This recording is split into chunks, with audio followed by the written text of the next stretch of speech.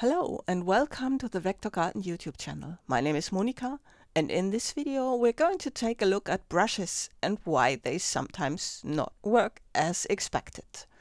So the other day I created a brush and it didn't work on curved paths. I have that brush in here, so let's take a look at it, and I'm first going to draw a straight line and apply this brush, and you see it's perfect. So let's see what it does when the path is curved. So I'm just taking the brush tool and drawing the path, and you see nothing there. Well, that could be not applied or something, but when I select that path and click on the brush, nothing happens. We can apply another brush, but not this one. What gives? It drove me mad. And here we have the elements for that brush. So let's take a look at them. And I'm going into outline view like so, and you see it's everything there. So we have invisible rectangles and we have the shapes, and when I select those and move them apart, everything is even cut apart, so that's all fine.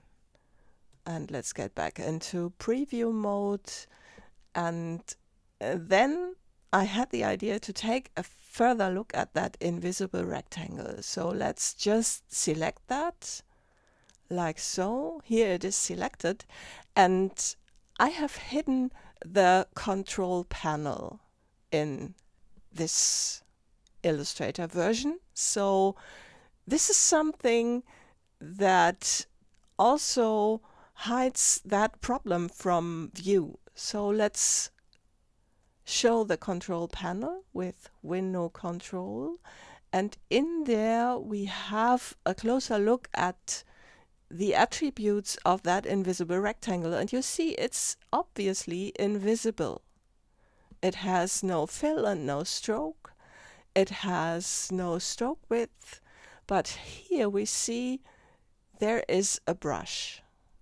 There's a brush applied to it, and since it doesn't have a stroke, you don't see that brush, but it's still applied. So internally for Illustrator, there's still a brush applied to that invisible rectangle, and this prevents the brush from operating correctly.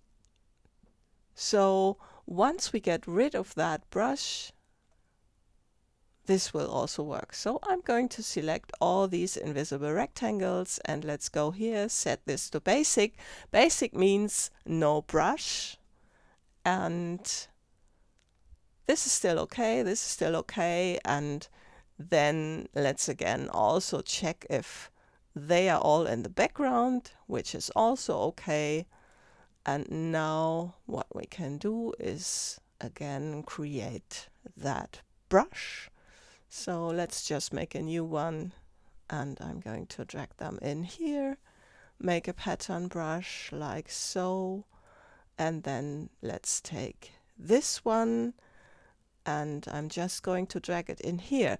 I have a video about how to create brushes easily and quickly, and I'm going to link it in the info for this video, so you can just check out what I'm doing here to make brush creation simple.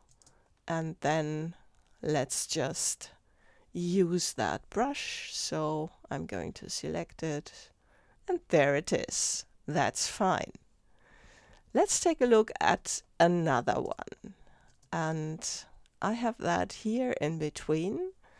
Let's just check it out. So I'm going to select it, and when I draw a very long path, you see this brush works perfectly the way it should be. And let's draw another path like so, still works, but what's this? The shorter the path, and then this doesn't work anymore. So let's zoom out of here, and I'm going to drag this brush out of the brushes panel so we can see the base objects. And you see this is a very long element. This is much too long. We have